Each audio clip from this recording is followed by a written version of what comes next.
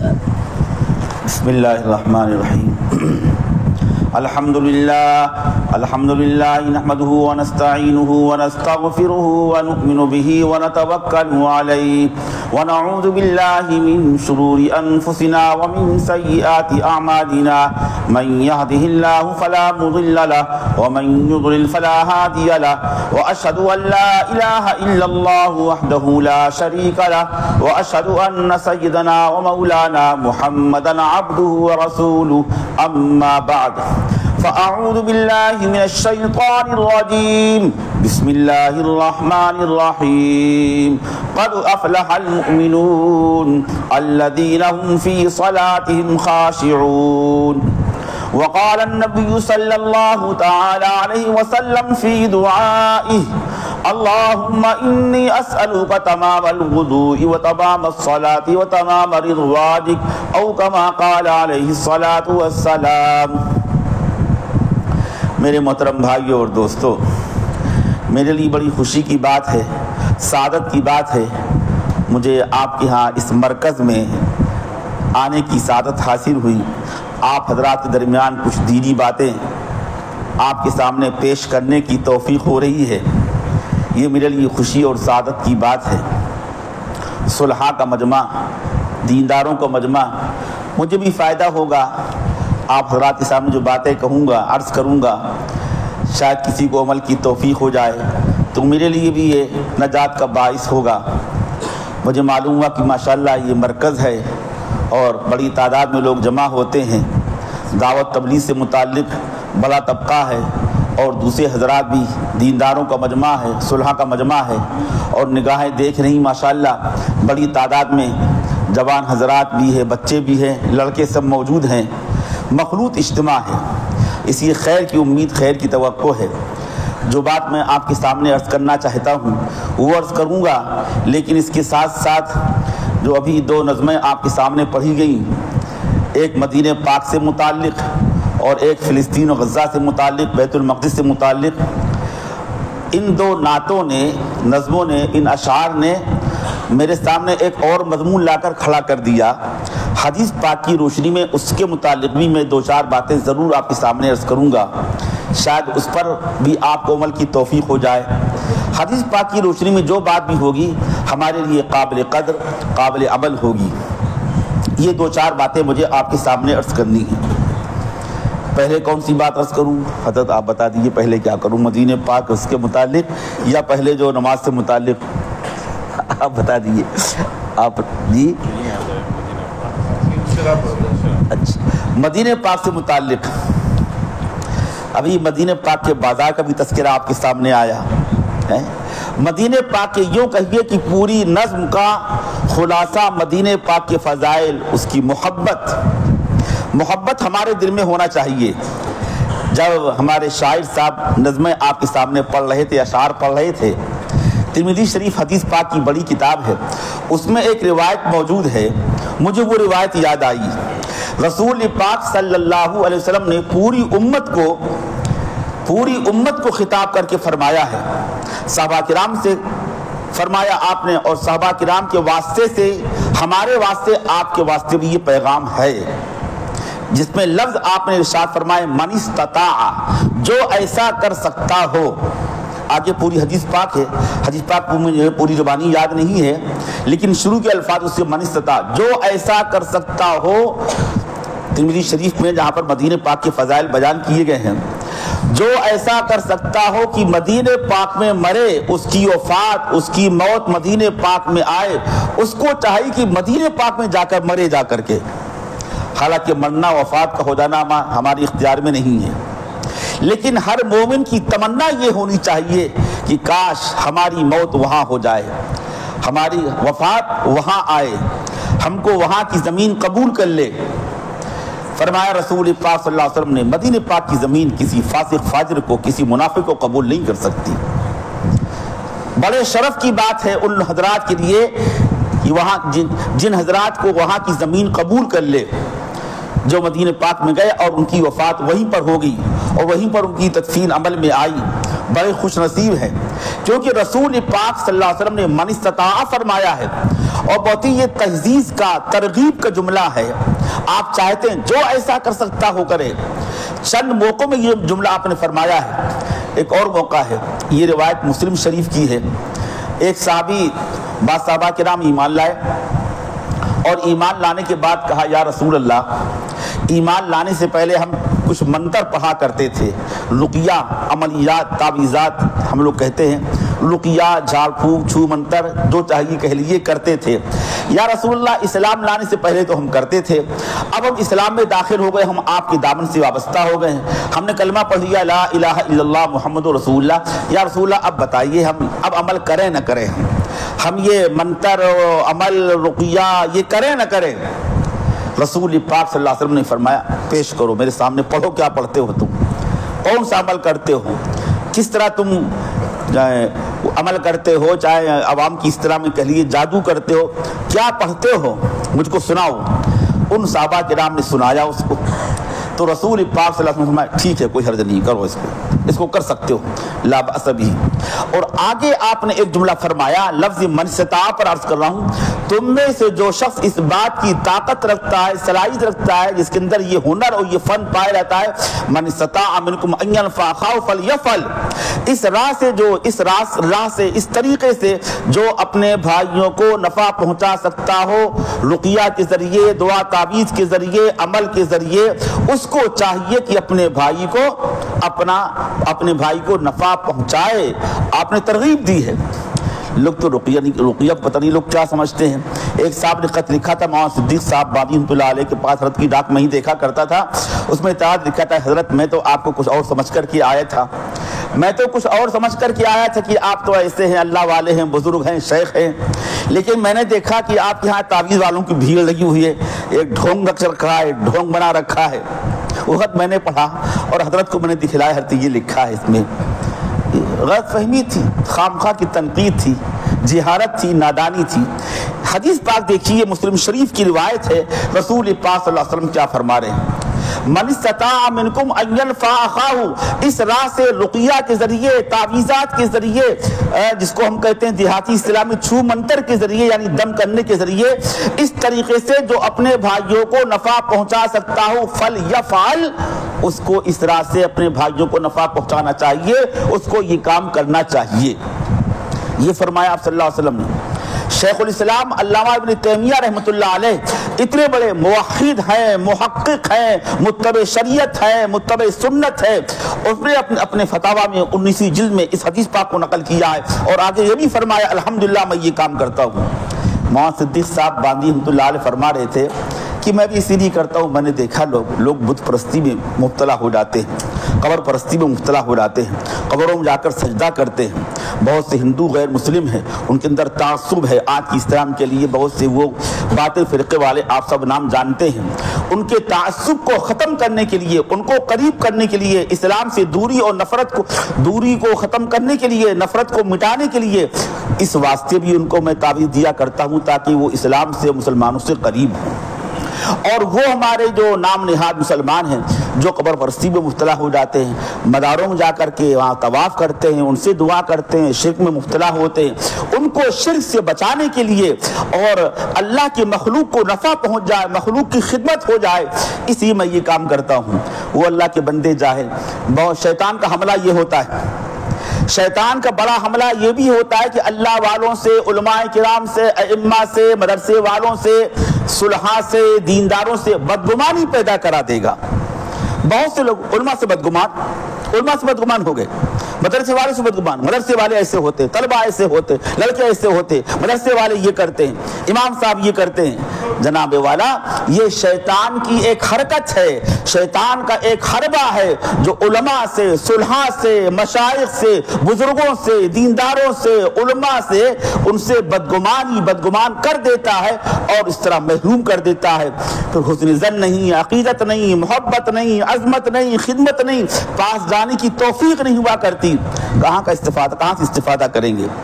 وہ اعتراض کر رہے تھے کہ ارے مولانا صدیق صاحب کو میں سمجھتا تھا بڑے بزرگ ہوں گے، وہاں تو تعویذ والوں کے لیے، ارے تعویذ والے کون، کس لیے بلایا گا، کسی یہ کام کرتے ہیں؟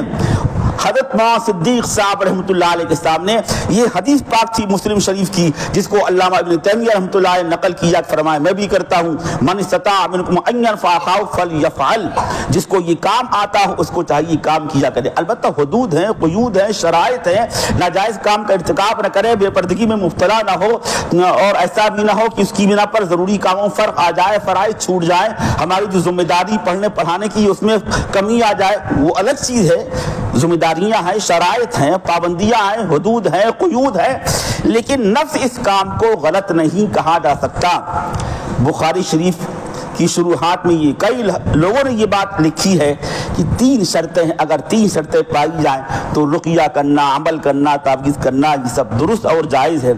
تو ایک تو موقع یہ من استطاع، اور یہ اختیاری عمل ہے، یعنی اپنے اختیار میں چاہو کرو چاہے نہ کرو، سیکھ لو کرو، اپنے بھائیوں کو نفع پہنچاؤ، لیکن شرط یہی ہے حدود قیود کے ساتھ، بے پردگی نہ ہو، عورتیں ہمارے سامنے بے پردہ ہو کر نہ آئیں، ہم گھروں جا کر کے لڑکی کے سامنے بیٹھ کر کے ہم رقیہ کریں، جھاڑ پھونک کریں، جائز نہیں ہے، حرام ہوگا، اور بہت سی شرطیں ہیں، یہ اس کا موضوع نہیں، یہ اس کا مقام نہیں کہ میں آپ کے سامنے تفصیل عرض کروں، میں تو صرف یہ عرض کر رہا ہوں کہ رسول پاک صلی اللہ علیہ وسلم نے چند موقعوں پر یہ لفظ اور یہ جملہ فرمایا امت کے لیے، جو ایسا کر سکتا ہو کرے، اور یہ اختیاری چیز ہے۔ اصل مقصود دوسرا جملہ دوسری حدیث پاک میں آپ نے فرمایا کہ جو تو شخص تم میں سے ایسا کر سکتا ہو کہ مدینہ پاک میں اس کی موت آئے، مدینہ پاک میں اس کی وفات ہو، جو ایسا کر سکتا ہو وہ کرے۔ حالانکہ ہماری موت کا آنا ہمارے اختیار میں ہے، کسی کے اختیار میں ہے نہیں۔ ہمارے بہت سے مشائخ، ہمارے اولیاء کرام، ہمارے اکابر مشائخ ہیں، مدینہ پاک میں مدفون ہیں، اللہ نے ان کو یہ سعادت نصیب فرمائی۔ حضرت شیخ زکریا رحمۃ اللہ علیہ کہاں مدفون ہے بھائی؟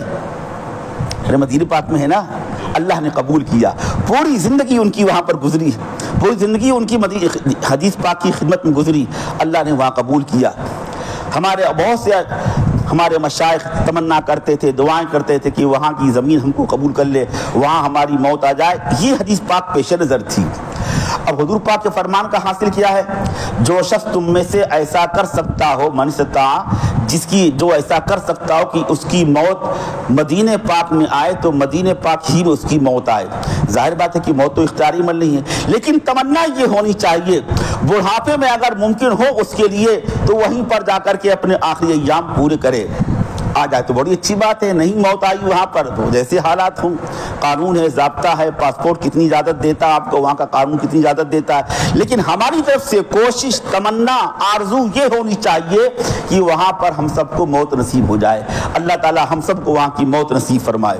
بڑے شرف، بڑے بہت فضائل لکھے ہیں، کئی حدیثیں نقل کی ہیں۔ سب سے پہلے میدان حشر میں جب قیامت قائم ہوگی، سب سے پہلے ارے بھائی جس کو جمائی آئے ہاتھ لگا لیا کرو، اس سنت پر لوگوں نے عمل کرنا چھوڑ دیا۔ حدیث پاک میں فرمایا رسول پاک صلی اللہ علیہ وسلم نے اذا تصاوب احدکم فلیقزم فمہ، جب تم میں سے کسی کو جمائی آئے اپنے ہاتھ سے منہ کو بند کر لیا کرو۔ اس پر لوگ عمل نہیں کرتے، میں نے بہت دیکھا تقریروں میں، درجوں میں، مدرسوں میں، درج حفظ کے طلباء، عربی کی طلباء، وہ جمائی آتی ہاتھ لگاتے نہیں، کون عمل کرے گا اس پر؟ اسی بھائی جب کبھی کسی کو جمائی آئے اپنے ہاتھ سے منہ کو بند کر لیں، کریں نا انشاءاللہ۔ ابھی اور لوگوں پر میری نظر پڑے گی، ابھی تو میں نے کہہ دیا، اب بار بار نہیں کہوں گا لیکن ہاتھ سے اشارہ کروں گا، برا تو نہیں مانو گے نا بھائی؟ برا نہیں مانیں گے نا؟ میں عرض کر رہا ہوں کہ مدینہ پاک میں اللہ تعالی ہم سب کو وہاں کی موت نصیب فرمائے، لیکن وہاں کی موت ہر ایک کو نصیب نہیں ہوتی۔ ذالک فضل اللہ یؤتیہ من یشاء، بہت سے فضائل حدیثوں میں آئے ہیں جو لوگ مدینہ پاک میں مدفون ہوتے ہیں۔ ایک قصہ مجھے یاد آیا، مجھے تو کچھ اور بیان کرنا ہے، اور ابھی فلسطین و غزہ وہی باقی، وہ بھی کچھ کہنا ہے، اور ابھی نماز کے بارے میں اور تبلیغ کے بارے میں مجھے کچھ کہنا ہے، جتنا ہو جائے۔ مجھے ایک واقعہ یاد آیا، نقل کرنے والے کون؟ حکیم الامت حضرت مولانا اشرف علی تھانوی رحمۃ اللہ علیہ۔ میں نے ان کے مواعظ میں نے پڑھا ہے اور اپنی کتاب میں نقل بھی کیا ہے، غالباً امداد الحجاج میں ہے، کہ مدینہ پاک میں جو حضرات تشریف لے گئے انہوں نے دیکھا ہوگا مسجد نبوی ہے اور قریبی میں جنت البقیع ہے، ہر نماز کے بعد مردے لے جاتے ہیں، جنازے کی نماز کے بعد وہاں پر تدفین ہوتی ہے، گیٹ کھول دیا جاتا ہے، جانے والے جلدی سے پہنچ جاتے ہیں، میں بھی کئی بار گیا ہوں، اندر بھی گیا ہوں۔ تو اس طرح وہاں پر تدفین ہوتی ہے۔ کسی صاحب کا انتقال ہوا، ایک بڑے عالم کا، مدینہ پاک کے بڑے عالم، مسجد کے امام بھی تھے، اور لوگوں کے مقتدیوں کے مقتدا تھے، مرجع تھے۔ لوگ ان سے مسائل پوچھتے تھے، دین کی باتیں ان سے سنتے اور سیکھتے تھے، کوئی بات پیش آتی ان کی طرف رجوع کرتے تھے۔ مدینہ پاک کے امام صاحب، مسجد کے امام صاحب، ان کا انتقال ہو گیا۔ لوگوں نے بڑے اہتمام سے ان کو دفن کیا، نماز جنازہ پڑھی گئی اور ان کو مدینہ پاک کے قبرستان یعنی جنت البقیع میں دفن کر دیا۔ ٹھیک، دفن ہو گئے۔ چند روز کے بعد کوئی دوسرا انتقال ہوا، کسی اور کا انتقال ہوا۔ جب انتقال ہوا تو اب جب مردے کو دفن کرنے کے لیے جنت البقیع میں لے گئے تو اللہ کو جب منظور ہوتا خود بخود ایسے حالات پیدا کر دیتا ہے۔ اللہ تعالیٰ کو منظور تھا کہ یہ واقعہ سامنے آئے۔ تو جب مدینہ پاک جب دوسرے صاحب کا انتقال ہوا اور تدفین کے لیے جنت البقیع میں قبرستان میں لے گئے تو بجائے اس کی کہ دوسری قبر کھودی جاتی، وہی اسی قبر کو کھود دیا، یا وہی قبر کھد گئی یا کھل گئی، کھودی گئی۔ لیکن دیکھا کہ ارے ابھی 2-4 روز پہلے ابھی تو ہم نے یہاں پر دفن کیا اپنے استاد کو، مولوی صاحب کو، عالم صاحب کو، جو قوم کے مقتدا تھے، مرجع تھے، اور وہاں پر دیکھتے کہ ہاں قبر کے اندر کوئی دوسری کی لاش ہے، ایک جوان لڑکی کی لاش وہاں پر موجود ہے۔ ہمارے امام صاحب غائب، کہاں گئے امام صاحب؟ یاد رکھیے مدینہ پاک کی مسجد کے امام صاحب، یہ مدینہ پاک کی مسجد کے امام صاحب، اور قبر میں دفن کیا گیا ان کو، اور ان کی لاش غائب ہے، اور ان کی قبر پر یقین سے معلوم ہے کہ یہاں پر ابھی نے کل پرسوں دفن کیا ہے بڑے عالم صاحب کو، اپنے امام صاحب کو، اپنے بزرگ کو، اپنے شیخ کو، اپنے استاد کو، لیکن ان کی لاش وہاں پر موجود نہیں ہے، اور وہاں پر لاش ہے تو ایک جوان لڑکی کی لاش موجود ہے۔ اب یہاں پر 2 سوال سامنے آئے، آخر ہمارے امام صاحب کی لاش گئی تو کہاں گئی؟ دائیں بائیں قبر وہاں بھی نہیں ہے۔ جب دفن کیا یہاں پر سب کو معلوم ہے، قبر کھودنے والے بھی جانتے ہیں کہ ہمارے امام صاحب کی قبر ہے یہ، وہ لاش غائب، اور یہ جوان لڑکی اس کو تو دفن ہی نہیں کیا، یہ آئی تو کہاں سے آئی؟ یہ لاش کہاں سے آ گئی؟ ہمارے امام صاحب کی لاش کہاں گئی؟ ایک کوہرام سمجھ گیا، ایک شور مچ گیا، ایک مجمع جم غفیر وہاں پر جم غفیر تھا، وہاں پر مجمع اکٹھا ہو گیا۔ ایک سیاح بھی موجود تھا، سیاح سیر تفریح کرنے کے لیے سفر کیا کرتے ہیں، پہنچتے مسلمان تھا، دوسرے ملک کا تھا، مدینہ پاک میں پہنچ گیا، چلو بھائی زیارت کر لیں، رسول پاک صلی اللہ علیہ وسلم کی روضہ اقدس کی زیارت کر لیں۔ وہ بھی پہنچ گیا وہاں پر، اس نے کہا ارے یہ لڑکی ہمارے علاقے کی، ہمارے ملک کی ہے، میں اس لڑکی کو جانتا ہوں، یہ عیسائی کی لڑکی ہے۔ کہیں عیسائی کی لڑکی یہاں اس کی لاش کیسے آ گئی؟ یہ مغربی ممالک میں کوئی ملک ہے، وہاں کی لڑکی رہنے والی ہے، لیکن اس سیاح نے کہا کہ میں اس کو جانتا ہوں، یہ میرے علاقے کی لڑکی ہے۔ اب مدینہ پاک کے باشندے، وہاں کے ذمہ دار حضرات، وہاں کے علماء حضرات، ان کا اس کی تحقیق کرو، اچھا یہ صحیح کہہ رہا غلط کہہ رہا۔ مدینہ پاک سے ایک وفد روانہ ہوا اسی غرض سے، اسی مقصد سے، اس تحقیق کے لیے کیا واقعی یہ لڑکی وہاں کی ہے، مغربی ملک کی ہے، غیر اسلامی ملک کی ہے، اور کیا اس کا انتقال ہوا ہے، اور اس کی لاش یہ واقعی اس کی لاش، یہ سیاح صحیح کہہ رہا ہے۔ چنانچہ اس کے لیے پورا ایک وفد تیار کیا گیا، پیسہ خرچ کیا گیا، اور وفد روانہ ہوا کہاں سے؟ مدینہ پاک سے۔ اس دوسرے ملک میں پہنچا اور جا کر اس محلے میں گیا، غالباً سیاح ساتھ میں ہوگا، اور اس کے بعد جا کر کی لڑکی کے والد سے، والدین سے پوچھا بھائی یہ قصہ پیش آیا ہے، آپ کی لڑکی کے بارے میں ایک شخص کا کہنا ہے کہ آپ کی لڑکی کا انتقال ہوا ہے اور مدینہ پاک کے قبرستان میں وہ موجود ہے، کیا یہ صحیح بات ہے؟ کیا آپ کی بیٹی کا انتقال ہوا؟ اس نے کہا انتقال ہوا ہے، میری لڑکی مر گئی، کیا بات ہے؟ اس نے پھر لوگوں نے کہا، اس وفد نے کہا مجھے اجازت دیجئے، میں آپ کی بیٹی کی قبر کو کھود کر دیکھنا چاہتا ہوں۔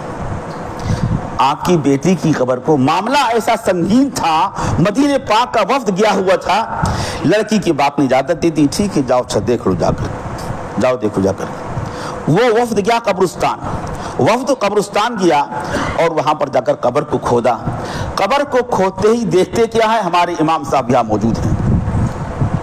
عالم صاحب کی لاش یہاں پر موجود ہے، امام صاحب کی لاش یہاں پر موجود ہے، اور لڑکی کی لاش غائب ہے۔ اس سے کہا گیا، لڑکی کے باپ سے کہا گیا، بھائی آپ کی لڑکی تو یہاں پر نہیں۔ کہنے لگے کیا کروں، میں نے لڑکی کو یہاں پر دفن کیا، اپنی بیٹی کو یہاں پر دفن کیا، یہ کہاں سے آ گئے حضرت جی مولانا صاحب، یہ آپ کے امام صاحب، میں نہیں جانتا، مجھے نہیں معلوم کیا بات، کیا ماجرا ہے، میں نہیں سمجھتا اس کو۔ اتنا تو یقین ہو گیا، اب پہچان لیا مدینہ پاک کے باشندوں نے کہ ہمارے امام صاحب تو یہی ہیں۔ واقعہ پرانا نہیں تھا، لاش موجود تھی کہ مدینہ پاک کی لاش یہاں آ گئی، اور وہ لڑکی وہاں مدفون ہے۔ سیاح کہہ رہا تھا کہ میں نے پہچان لیا، یہ میرے علاقے کی لڑکی ہے۔ چلیے اتنا تو یقین ہو گیا کہ وہ لڑکی وہ مدینہ پاک کی نہیں ہے اور یہ مدینہ پاک کے ہیں۔ پھر ان لوگوں نے کچھ لڑکی کے حالات پوچھے باپ سے، باپ نے بتایا کہ پتہ نہیں کیا ہے، لوگ کہتے تھے کہ یہ چپکے سے اسلام لے آئی تھی، لا الہ الا اللہ محمد الرسول اللہ، اس نے کلمہ پڑھ لیا تھا۔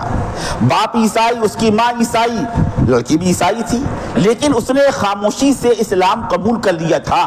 لڑکی کے باپ نے کہا کہ روزانہ کمرہ بند کر کے اندر سے کنڈی لگا کر پتہ نہیں اکیلے کیا کرتی تھی، کرتی کیا تھی، نماز پڑھتی تھی، اور کیا کرتی تھی، نماز پڑھتی تھی۔ اس کا انتقال ہو گیا۔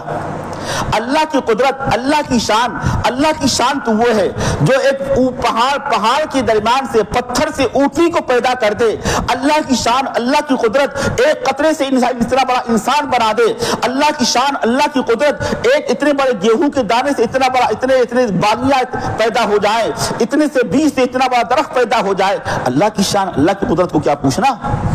اللہ تعالیٰ نے اپنی قدرت سے اس لڑکی کو وہاں پہنچایا، اور امام صاحب کی لاش یہاں آ گئی۔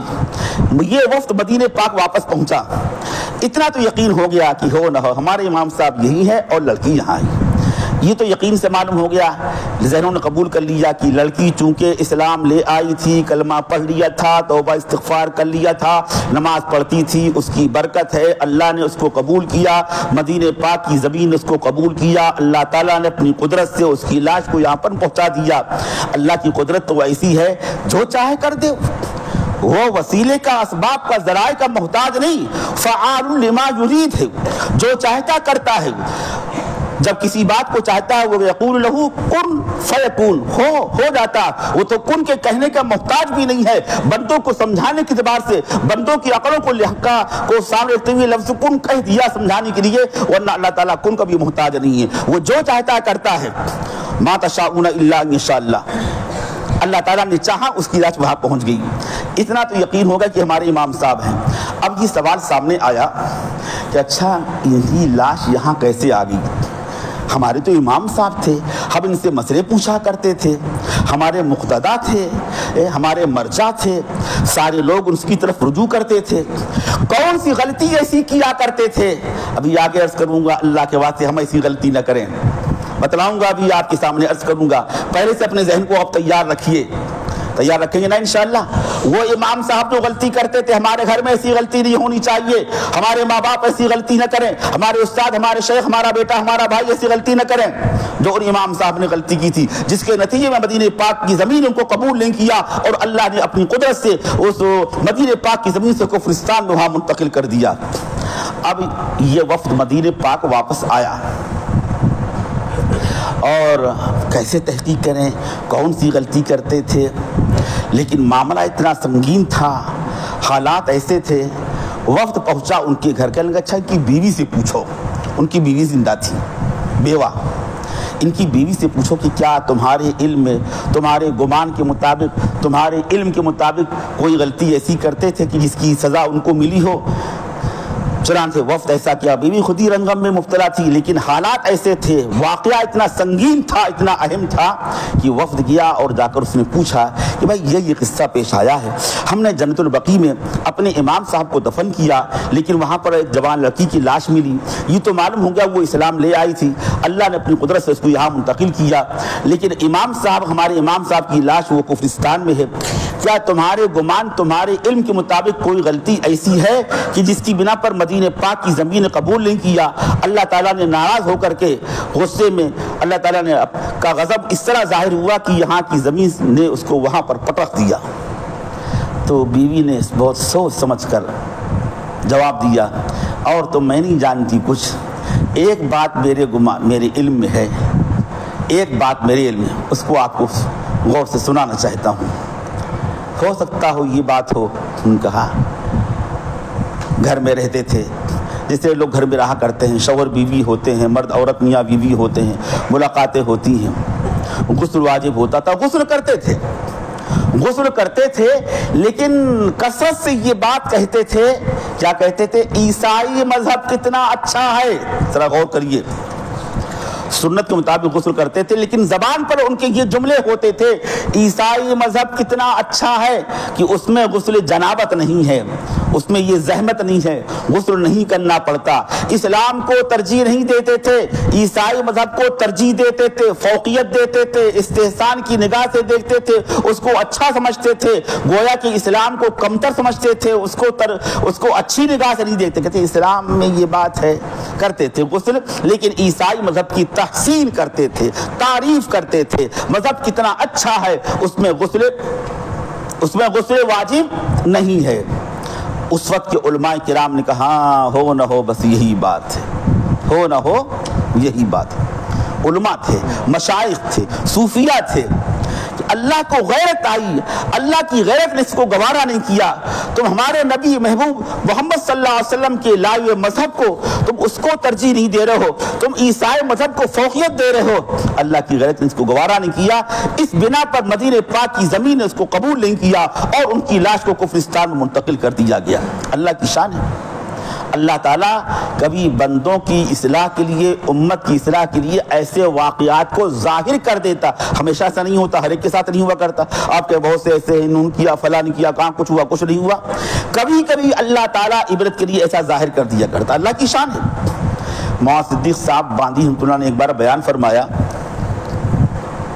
شاہجہاں پور کے مولانا ابو الوفا صاحب، یو پی میں مولانا ابو الوفا صاحب رحمۃ اللہ علیہ، ان کے زمانے میں ایک شخص تھا، پوری زندگی اس کی گزری سود کے لین دین میں، سودی قرض دیتا، سود لیا کرتا تھا، غریبوں پر ذرا بھی رحم نہیں کرتا، پریشان کرتا، سختی سے سود لیا کرتا تھا۔ جب اس کا انتقال ہوا تو لوگوں نے اس کو دفن کیا۔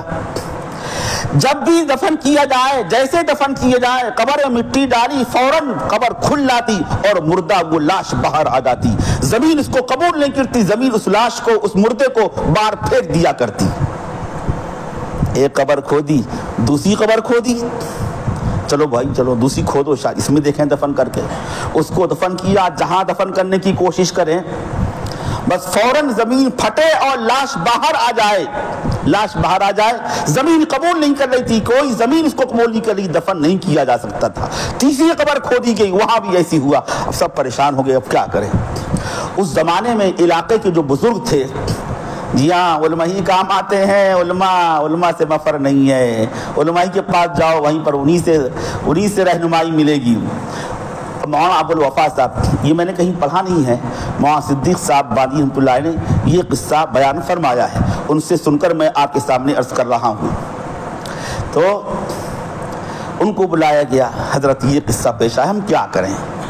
حضرت مولانا ابو الوفا صاحب خود چل کر کے تشریف لائے اس مقام پر، اور پہلے اللہ تعالیٰ سے دعا کی، اے میرے اللہ، آپ نے اپنے بندوں کو، حضور پاک کی پیاری امت کو جس بات کے کرنے کا حکم دیا ہے، ہم کو کر لینے دیجئے۔ اے میرے اللہ، آپ نے ہم کو حکم دیا ہے مردوں کی تدفین کرو، نماز جنازہ پڑھو اور تدفین کرو، اے اللہ ہم کو کر لینے دیجئے، پھر تو جانے تیرا بندہ جانے۔ اس کے بعد یہ دعا کی، وہ خالی عالمی نہیں تھے، بزرگ تھے، اللہ والے تھے، مولانا ابو الوفا صاحب رحمۃ اللہ علیہ۔ پھر قبر کھودی گئی اور اس کے بعد دفن کیا گیا، پھر مردہ باہر نہیں آیا، وہ لاش باہر نہیں آئی، دفن ہو گیا، تدفین ہو گئی۔ لیکن جیسے فارغ ہوئے، بتلایا مولانا صدیق صاحب باندی رحمۃ اللہ نے، قبر میں ایک آگ لگی، دھواں اوپر کو اٹھا۔ کبھی کبھی اللہ تعالیٰ دکھلا دیتا ہے عبرت کے لیے، نصیحت کے لیے۔ تو اس پر میں نے عرض کیا کہ بہت سی باتیں ہیں وہ ہمیشہ ظاہر نہیں ہوتی ہیں، لیکن کبھی کبھی نصیحت کے لیے، عبرت کے لیے، سبق سکھلانے کے لیے، امت کی اصلاح کے لیے اللہ تعالیٰ ایسا ظاہر کر دیتا ہے۔ ایسی یہاں پر بھی ہوا، تم نے عیسائی مذہب کو ترجیح دی، عیسائیت کو تم نے فوقیت دی، اسلام کو تم نے نیچا دکھایا، تم نے اسلام کی ناقدری کی۔ قرآن پاک میں حق تعالیٰ نے فرما دیا کہ اگر تم نعمت کی ناقدری کرو گے، شکر کرو، اضافہ کریں گے، نعمت کی ناقدری کرو گے، ہم نعمت دینا جانتے، لینا اور چھیننا بھی جانتے ہیں۔ لئن شکرتم لأزیدنکم ولئن کفرتم ان عذابی لشدید، اگر تم نعمت کا شکر ادا کرو گے تو ہم اس میں اضافہ کریں گے، وَلَئِن كَفَرْتُمْ، اور اگر تم نعمت کی ناقدری کرو گے تو سن لو إِنَّ عَذَابِي لَشَدِيدٌ، میرا عذاب بہت سخت ہے۔ یہ نعمت کی ناقدری تھی۔ اسلام کے مقابلے میں عیسائیت کو ترجیح دی، یہ نعمت کی ناقدری ہے، ہم نے اسلام کی ناقدری کی۔ اس لیے میرے بھائیوں اور دوستوں، یہ تو واقعہ ہو گیا جو مقصد ہم کو سنایا ہم نے آپ کے سامنے، کہ ایسا نہ ہو کہ ہمارے اندر بھی یہ مرض پایا جاتا، ہم کو احساس اور اس کا ادراک نہ ہو، ہم دوسروں کی معاشرت کو ترجیح دیں، ہم دوسروں کو طریقہ اختیار کر لیں، ہمارے مذہب، ہمارے گھر کے اندر، ہمارے خاندان میں، ہماری معاشرت میں، ہمارے رہن سہن میں عیسائیت، کفر اور شرک کی باتیں سرایت کر جائیں، عمل میں آ جائیں اور ہم کو اس کا احساس بھی نہ ہو۔ سمجھ رہے ہیں بھائی؟ ہے اور کثرت سے ہے، آپ کے یہاں نہیں کہتا ہوں، آپ کے یہاں ماشاءاللہ علماء کرام اولیاء کی برکتیں، اپنے یہاں کو کہہ رہا ہوں، یو پی میں کہہ رہا ہوں، یو پی میں عیسائیت، کفر، شرک کی باتیں سب غیروں کو طریقہ آ گیا۔ نماز تو پڑھتے ہیں، دعا کرتے ہیں ہم، اہدنا الصراط المستقیم صراط الذین انعمت علیہم غیر المغضوب علیہم ولا الضالین، اے اللہ ہم کو صراط مستقیم پر چلائیے، مغضوب علیہم یعنی یہودیوں کے، ولا الضالین اور عیسائیوں کے طریقے سے ہم کو بچائیے۔ عیسائی طریقے کو ترجیح دی تھی نا۔ اب ذرا غور کرو، ہمارے گھروں میں عیسائیت تو نہیں آ گئی، غور کرو ہمارے گھروں میں عیسائیت تو نہیں آ گئی، کفر شرک کی باتیں تو نہیں آ گئی، بڑے افسوس کی بات ہے اگر آ گئی۔ جی ہاں، بہت سے مسلمانوں میں، دیندار گھرانوں میں، تمہارا گھر دیندار ہے، نماز کی پابندی بھی ہے، نمازیں پڑھی جاتی ہیں، عمرہ بھی ہے، حج بھی ہے، رمضان کا اعتکاف بھی ہے، خانقاہوں جا کر اللہ کی ضربیں لگانا بھی ہے، سال کا چلہ و 4 مہینے بھی ہے، سب بات، لیکن ہمارے گھر میں عیسائیت ہے، ہمارے گھر میں یہودیت ہے، ہمارے گھر میں کفر شرک کی باتیں ہیں اور ہم کو اس کا احساس نہیں، ہم دیندار بنے ہوئے۔ قرآن نے، اللہ نے، نبی نے جس چیز سے ہم کو بچایا تھا، آج ہم نے ان باتوں کو سینے سے لگا لیا ہے۔ بہت سے مسلمانوں میں گھرانوں میں یہ بات پائی جاتی ہے۔ جی حضور والا کہیں، ارے کہاں ہے ہمارے گھروں میں؟ کہاں؟ جی ہاں ہے، بہت ہے۔ ارے برتھ ڈے مناتے ہیں نا، برتھ ڈے کہاں سے آیا ہے؟ یہ برتھ ڈے کہاں سے آ گیا؟ یہ عیسائیت کفر شرک کی باتیں ہیں کہ نہیں؟ آج دیندار گھرانوں میں برتھ ڈے منایا جا رہا ہے اور تالی پیٹی جا رہی ہے، بم بتی جلائی جا رہی ہے، کیک کاٹا جا رہا ہے اور بے پردگی بے حیائی بھی ہو رہی ہے۔ عقیقہ ہمارے واسطے کافی نہیں ہے۔ ہمارے نبی نے ہم کو عقیقہ دیا تھا، اسلامی طریقہ عقیقہ کرنا ہے، لیکن نہ، ہمارے واسطے کافی نہیں ہے۔ وہ ہر سال برتھ ڈے منائیں گے، ہم بڑے بڑے وہی برتھ ڈے منا رہے ہیں۔ یہ عیسائیت اللہ کے واسطے، ہم اسلام پر اکتفا کریں، ہم غیر اسلامی چیزوں کو اختیار نہ کریں۔ غیروں کو طریقہ اختیار کر رکھا، ہم آپ کے یہاں نہیں کہتے، ہمارے یہاں ہے، دینداری بھی ہے، نماز روزہ بھی ہے، رمضان شریف میں روزہ رکھ رہے ہیں، عید بقرعید مناتے ہیں اور بہت سے دینی کام کرتے، عمرہ حج بھی کرتے ہیں، لیکن جب موقع آ گیا ولیمہ کرنا، دعوت، او سب کھڑے کھڑے کھانا کھلا رہے ہیں، بیٹھ کر کوئی کھانا نہیں کھا رہا، بفے سسٹم، کھڑے کھڑے کھانا۔ حضور والا یہ کہاں سے آ گیا؟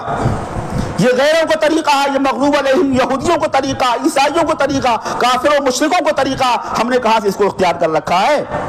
یہی ہے، اپنے عمل سے ہم نے عیسائیت کو، کفر و شرک کو، ہم نے یہودیت کو ترجیح دی اور اسلام کو اور رسول پاک صلی اللہ علیہ وسلم کی سنت کو ہم نے کچل دیا، ہم نے اس کو نظر انداز کر دیا۔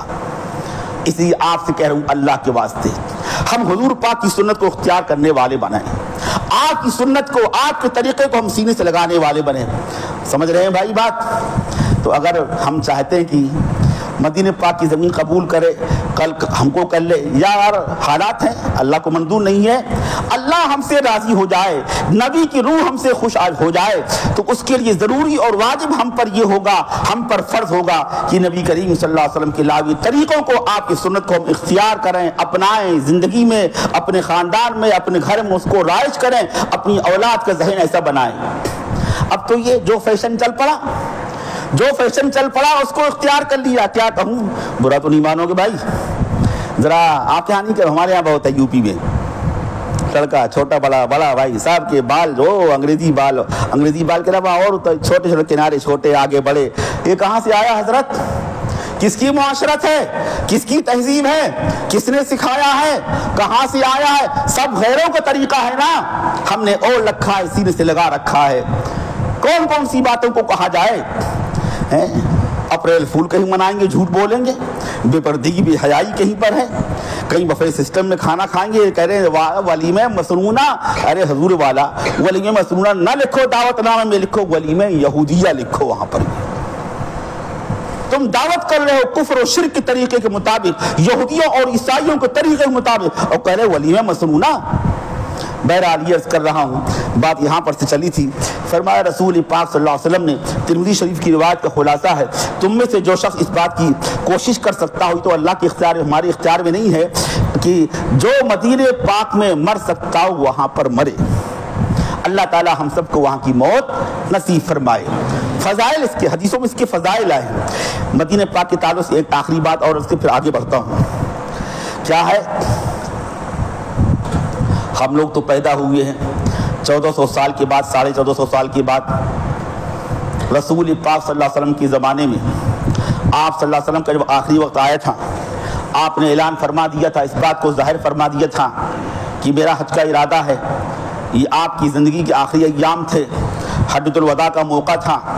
جب آپ نے اس کو ظاہر فرما دیا, صحابہ کرام کی بڑی تعداد, چاروں طرف سے صحابہ کرام عمر پڑے, ہمارے نبی, ہمارے سرکار حج کرنے جائیں گے, میں بھی نبی کے ساتھ حج کروں گا.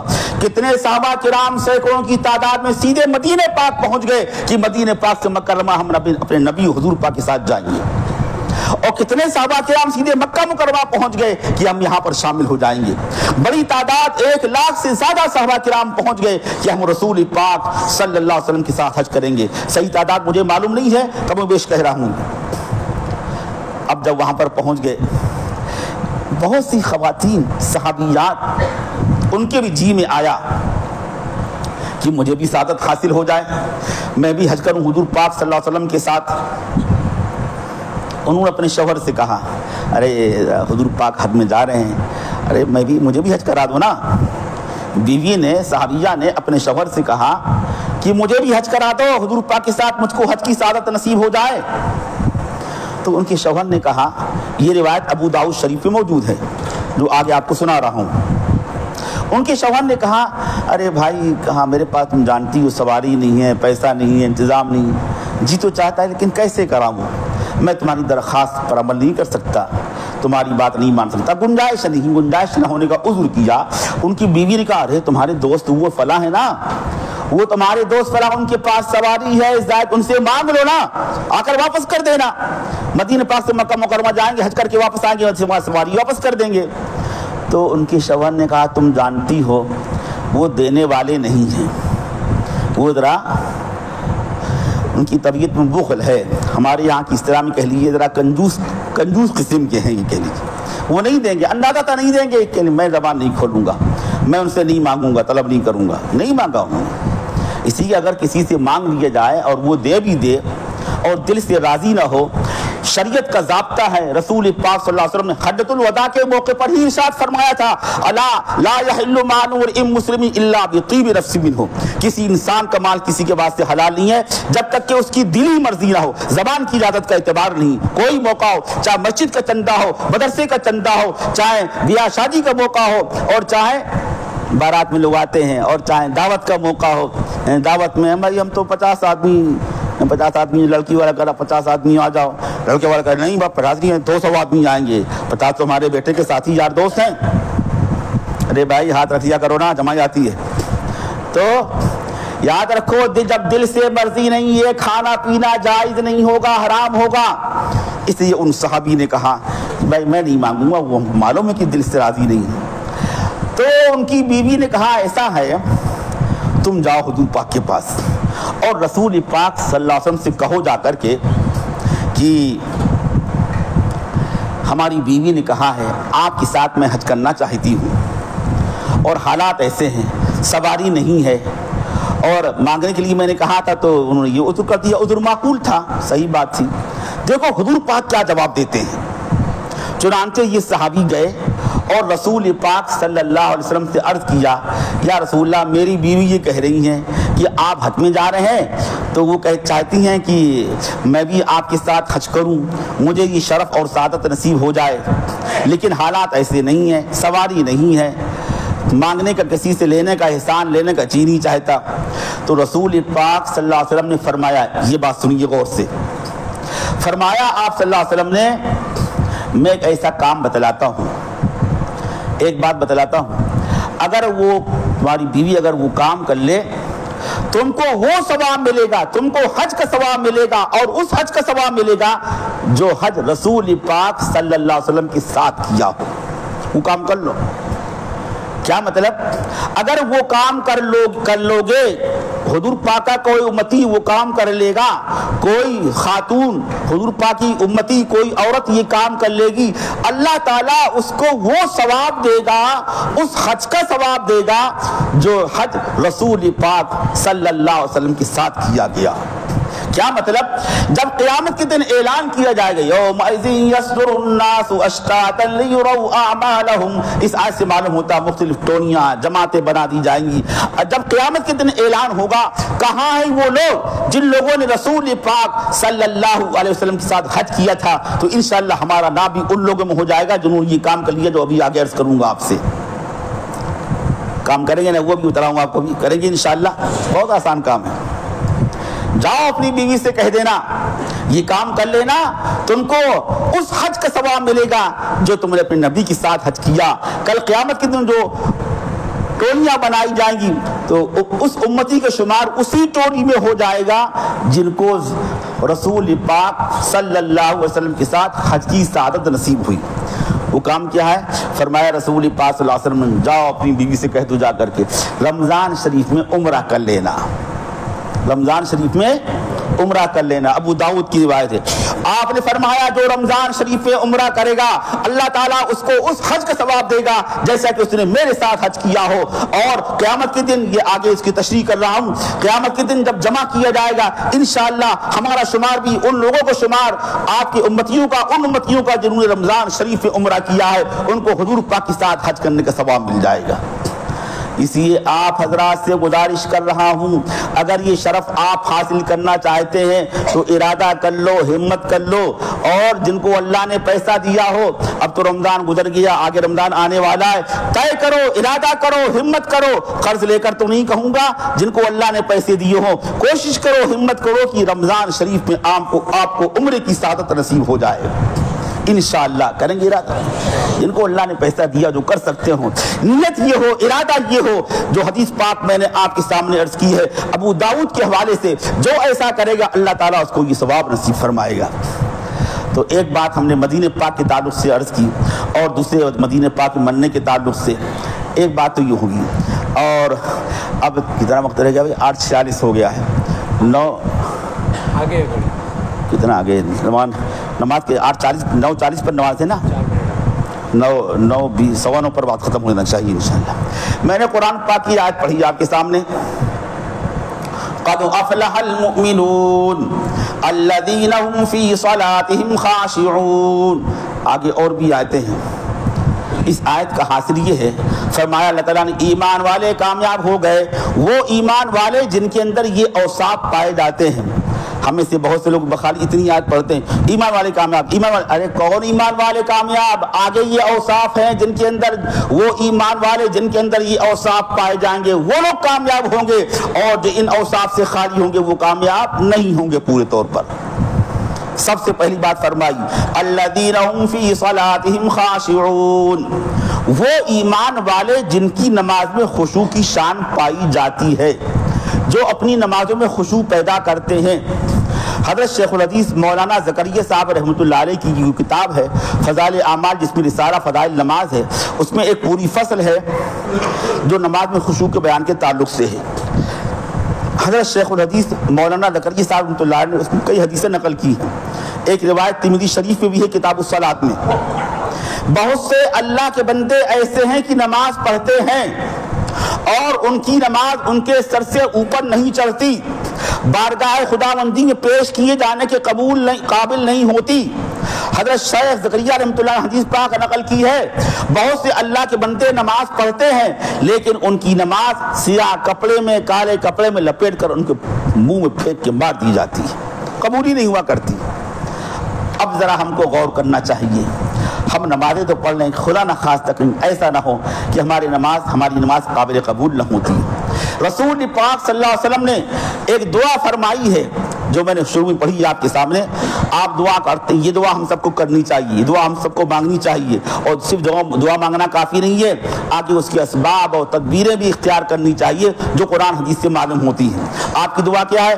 اللہم انی اسألک تمام الوضوء و تمام الصلاۃ و تمام رضوانک۔ اے اللہ، ہم آپ سے سوال کرتے ہیں، آپ سے درخواست کرتے ہیں، آپ سے دعا کرتے ہیں، ہمارے وضو کو کامل کر دیجئے، ہماری نماز کو کامل کر دیجئے، آپ ہم سے پورے طور پر راضی ہو جائیے۔ آپ کی یہ دعا بتلا رہی ہے کیا کہ وضو کامل بھی ہوتا ہے، وضو ناقص بھی ہوتا ہے، نماز کامل بھی ہوتی ہے، نماز ناقص بھی ہوتی ہے، وضو اور نماز کے متعلقات ہیں، اذان بھی اس میں شامل ہے، اذان کامل بھی ہوتی ہے، اذان ناقص بھی ہوتی ہے۔ اب معلوم کیسے ہوگا؟ جی ہاں، یہ مدرسے سے معلوم ہوگا، مولانا صاحب سے معلوم ہوگا، مفتی صاحب سے معلوم ہوگا۔ کمال صلاۃ کا معیار کیا ہے؟ کمال وضو کا معیار کیا ہے؟ آپ نے خود دعا کی ہے، آپ کی دعا بتلا رہی ہے کہ وضو کامل بھی ہوتا، وضو ناقص بھی ہوتا ہے، اذان کامل بھی ہوتی ہے، اذان ناقص بھی ہوتی ہے۔ بعض اذانیں تو ایسی ہوتی ناجائز ہو جاتی ہیں، حرام ہو جاتا ہے۔ جو حضرات قاری ہی جانتے ہیں، بعض غلطیاں ایسی ہوتی ہیں جن کو لہن جلی کہا جاتا ہے۔ لہن جلی کی اگر قراءت کی جائے، اذان دی جائے تو اس کا سننا پڑھنا دونوں باتیں ناجائز، حرام، اور مسجد کے متولی حضرات، ذمہ دار حضرات اس کے ذمہ دار ہوں گے، گناہ ان کے سر پر بھی لکھا جائے گا۔ تم نے اچھے امام کا اور اچھے مؤذن کا تم نے انتظام کیوں نہیں کیا؟ بخاری شریف میں کتاب الاذان میں اذان کا جہاں پر بیان ہے وہاں پر نقل کیا امام بخاری رحمۃ اللہ علیہ نے، حضرت عمر ابن عبد العزیز رحمۃ اللہ علیہ ایک مسجد میں گئے اور مؤذن نے اذان دی اور گڑبڑ اذان دی، غلط اذان دی، تقریب کی، ترنم کیا اور بھی کچھ غلطیاں ہوگی۔ ناراض ہوئی، کہے اذان ٹھیک دو ورنہ ہم سے جدا ہو جاؤ، یہاں سے جاؤ، آئندہ اذان مت دینا تم۔ ہماری مسجدوں کی اذانیں صحیح ٹھیک اور درست ہونی چاہیے۔ ذرا میں معنی بدل لاتے ہیں، میں ایک مثال دے رہا ہوں آپ کو۔ اشہد ان لا الہ الا اللہ، ترجمہ آپ جانتے ہوں گے، میں گواہی دیتا ہوں کہ اللہ کے سوا کوئی معبود نہیں۔ اگر آپ نے بجائے اشہدو کے، بجائے بڑے شین کے آپ نے چھوٹا سین کہہ دیا، آپ نے کہہ دیا اشہد ان لا الہ الا اللہ، ہمارے علماء کرام یہاں موجود ہیں، آپ پوچھیے ان سے کیا ترجمہ ہو جائے گا؟ اشہدو مانے میں گواہی دیتا ہوں، اور اشہدو میں چوکیداری کر رہا ہوں، رات میں جاگ رہا ہوں، پہرے داری کر رہا ہوں، اشہد اللہ۔ ارے کہاں گواہی دینا، کہاں پہرے داری کرنا، چوکیداری کرنا، بتائیے کتنے معنی بدل گئے بھائی۔ نہیں، قلب بڑا کاف سے قلب دل، اور قلب چھوٹے کاف سے کتا، ارے معنی بدل گئے۔ لحیت الشتاء والصیف، سین سے سیف ہے، سواد سے سیف ہے، سواد سے سیف اس کے معنی گرمی، اور سین سے سیف اس کے معنی تلوار، معنی بدل لاتے ہیں، کہیں آپ الف گھٹا رہے ہیں، کہیں بڑھا رہے ہیں۔ وَبَنَيْنَا فَوْقَكُمْ سَبْعًا شِدَادًا وَأَنزَلْنَا مِنَ السَّمَاءِ، ہم نے آسمان سے پانی نازل کیا، وَأَنزَلْنَا مِنَ الْمُعْصِرَاتِ مَاءً ثَجَّاجًا، ہم نے آسمان سے موسلادھار بارش کی، ہم نے ساتوں آسمان کو بنایا۔ اب سال دوم سوم چہارم عربی پڑھنے والا وہ بتلا دے گا، اگر الف کاٹ کر کے آپ پڑھیں گے وَأَنزَلْنَا وَخَلَقْنَا وَبَنَيْنَا، اب اس کا ترجمہ کیا ہو جائے گا بھائی؟ ہونا عربی والے بتاؤ نا طلبہ، کیا ترجمہ ہو جائے گا اس کا؟ عورتوں نے آسمان بنایا، عورتوں نے پانی برسایا، عورتوں نے پیدا کیا۔ واہ بھائی واہ، بڑی اچھی عورتیں ہیں، عورتوں نے یہ کام کیے ہیں۔ جناب والا کلمہ کفریہ بن جائے گا اگر کسی کا عقیدہ ایسا ہو تو دار اسلام سے خارج ہو جائے گا، لیکن چونکہ عقیدہ نہیں ہوتا ہے حرام کہا جائے گا اس کو۔ اسی بات سے ہمارے علماء اور قرآن نے فرمایا وَالْأَخْذُ بِالتَّجْوِيدِ حَتْمٌ لَازِمٌ بَل لَّمْ يُجَوِّدِ الْقُرْآنَ آثِمٌ، تجوید کو سیکھنا یہ ضروری اور واجب اور فرض ہے، جو تجوید کو نہیں سیکھے گا وہ گنہگار ہوگا۔ یہ مطلب فرمایا رسول پاک صلی اللہ علیہ وسلم نے کہ ہماری اذانیں بھی درست ہوں، ہمارا وضو بھی درست ہو۔ اے اللہ تعالیٰ، ہم آپ سے سوال کرتے ہیں ہمارے وضو کو کامل کر دیجئے، وضو کامل کیسے ہوگا؟ جب مسئلے کے موافق ہوگا، شریعت کے موافق ہوگا، سنت کے مطابق ہوگا، تمام سنتوں کی رعایت کی جائے گی۔ میں آپ سے ایک سوال کرتا ہوں، آپ لوگوں نے مغرب کی نماز پڑھی، اب عشاء پڑھیں گے، 5 وقت کی نماز پڑھتے ہیں، آپ وضو کرتے ہیں، آپ ذرا غور کریے کہ آپ کا وضو کامل ہوتا ہے یا نہیں ہوتا؟ آپ 40 سال سے نماز پڑھ رہے ہو، آپ غور کریے آپ کی نماز کامل ہوتی نہیں ہوتی، وضو آپ کا کامل ہوتا نہیں ہوتا۔ صحیح علم نہیں ہمارے پاس، طلب نہیں، سیکھا نہیں، فکر نہیں کی۔ ذرا غور کریے، حضور پاک کی سنت ہے کہ جب وضو کرو، وضو کی نیت تو کرنا نیت تو ہوتی ہے، اور اس کے ساتھ ساتھ وضو سے پہلے کی دعا پڑھو، بسم اللہ پڑھو، بسم اللہ الرحمن الرحیم پڑھو، یا پوری بسم اللہ العظیم الحمدللہ علی دین الاسلام، سب طرح سنت ادا ہو جائے گی۔ صرف بسم اللہ پڑھو تو بھی کافی ہے۔ وضو کے درمیان کی دعا جو حدیث پاک میں، صحیح حدیث پاک میں آئی ہے، اللہم اغفر لی ذنبی ووسع لی فی داری وبارک لی فی رزقی، یہ درمیان وضو میں دعا پڑھنی چاہیے۔ اگر اپنے وضو کو ہم کامل کرنا چاہتے ہیں، وضو کرتے ہوئے مسواک کرنا بھی ضروری ہے، بغیر مسواک کے ہمارا وضو ناقص ہوگا، نکما ہوگا، وہ ثواب پورا نہیں ملے گا، ہماری نماز کامل نہیں ہو سکتی۔ جب وضو ناقص ہوگا تو ہماری نماز بھی ناقص ہوگی۔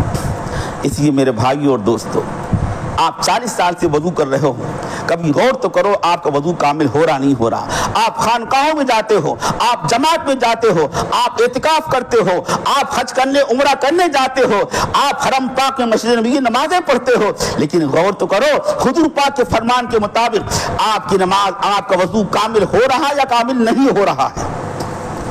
اب تک اتنا عرصہ گزر گیا، اب تک وضو کے درمیان کی دعا آپ کو یاد نہیں؟ وضو کے فارغ ہونے سے، وضو سے فارغ ہونے کے بعد کی دعا ہے اشہد ان لا الہ الا اللہ، پورا کلمہ، پورا جملہ ہے، اور دوسری حدیث پاک میں ہے اللہم اجعلنی من التوابین واجعلنی من المتطہرین۔ اب جا کر کے وضو کامل ہوگا جب وضو کے بعد کی آپ یہ دعا پڑھیں گے، مسواک بھی کریں گے، اس کے بغیر آپ کا وضو ناقص ہوگا۔ کوئی وضو آپ کا ایسا نہیں ہوا جس میں آپ نے مسواک نہ کی ہو۔ تمام صحابہ کرام مسواک کرتے تھے، ایک نہیں کئی حدیثوں میں یہ مضمون آیا ہے کہ وہ 2 رکعت جس میں وضو کیا ہو اور مسواک بھی کی گئی ہو، یہ وضو مسواک والا جس میں 2 رکعتیں پڑھی جائیں، یہ 2 رکعت ان 70 رکعتوں سے افضل ہیں جو بغیر مسواک کے پڑھی جائیں۔ حدیث پاک ہے، حضور پاک کا فرمان ہے، صحابہ کرام کے، کئی صحابہ کرام سے یہ منقول ہے۔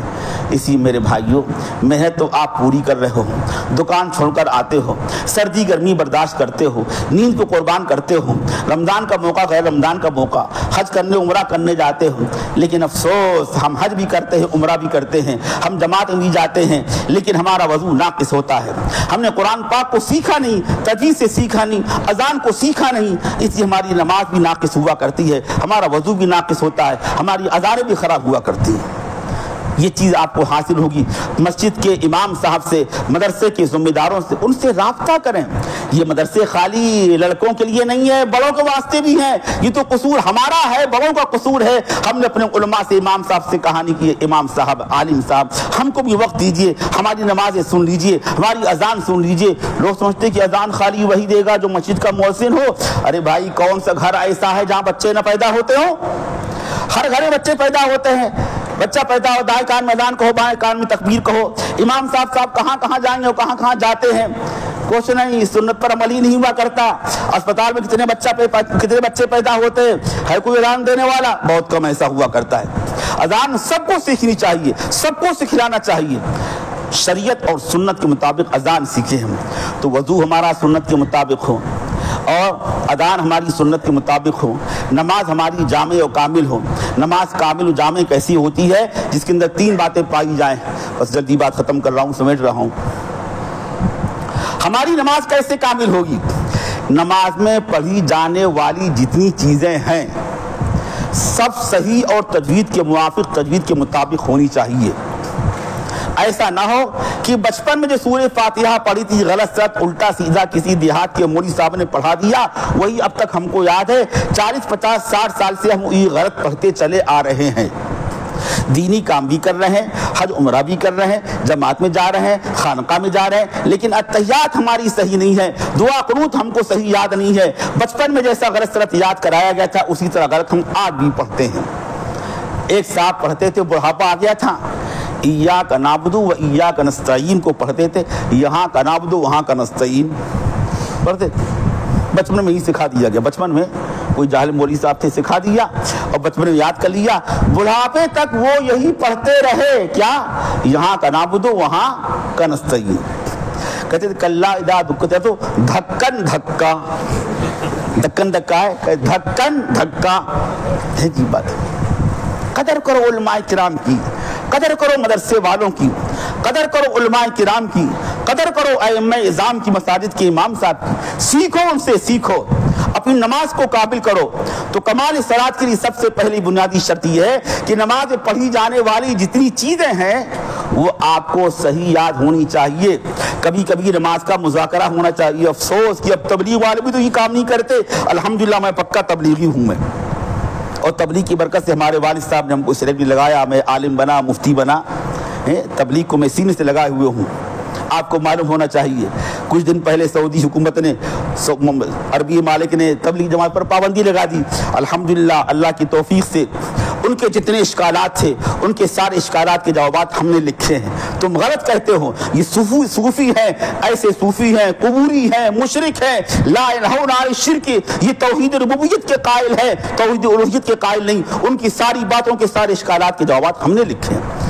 تبلیغ جماعت ایسی نہیں جیسے تم کہہ رہے ہو، پابندی مت لگاؤ، تمہاری سیاسی مسائل ہیں، تمہارا ملکی مفاد ہے، ٹھیک ہے لگاؤ تم پابندی، لیکن یہ کہہ کر کے تبلیغی جماعت غلط جماعت ہے، گمراہی جماعت ہے، بالکل غلط، 100% یہ بات غلط ہے۔ باقی غلطیاں کوتاہیاں ہوتی، قابل اصلاح باتیں ہوتی، مدرسوں میں ہوتی، خانقاہ میں ہوتی، تبلیغ میں ہوتی ہے، اس کی بنا پر نفس کام کو تبلیغ کو غلط نہیں کہا جا سکتا، لیکن ہاں باتیں قابل اصلاح ہیں۔ میں تو بچپن سے لگا ہوں، 6 سال کا تھا، کتنے سال کا؟ 6 سال کا، اب تو الحمدللہ 63-64 سال کا ہو رہا ہوں۔ اس وقت سے جماعت میں قریب سے دیکھا کرتا تھا، شریک ہوتا تھا، چھوٹا بچہ تھا۔